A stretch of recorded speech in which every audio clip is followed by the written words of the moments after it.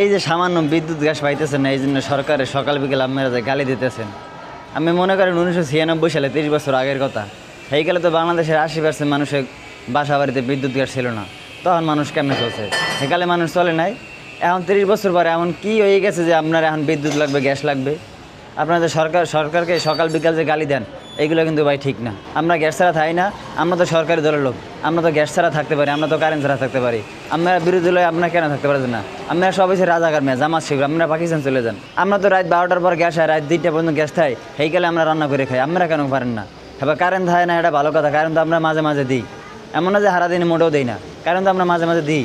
আবার এক লোক আমার লাগে দেখা হয়েছে, হ্যাঁ আমারে কইতেছে, কয় ভাই আপনারা যে কারেন্ট বিলের যে বিল নেন, মিটারের যে ভাড়া নেন, আমরা তো মিটার টাকা দিয়ে কিনছি, এখন আবার আমাকে দেয় মিটার ভাড়া কি জন্য নেন? মিটার ভাড়া কি জন্য দেবেন না ভাই? একটা প্রত্যেকটা জিনিস একটা চান্দা আছে, এই যে মিটারের যে একটা চান্দা থাকে, সেই চান্দা আপনি দেবেন না? মাসে মাসে আপনি তো চান্দা দিতে দেবে। সবশেষে একটা কথা বলি, আধা ঘন্টা বিদ্যুৎ না থাকলে যে তারেক রহমানের গালি দেন, এই গালি দেওয়া বন্ধ করেন। আমরা থাকতে পারলে আপনারাও থাকতে পারবেন।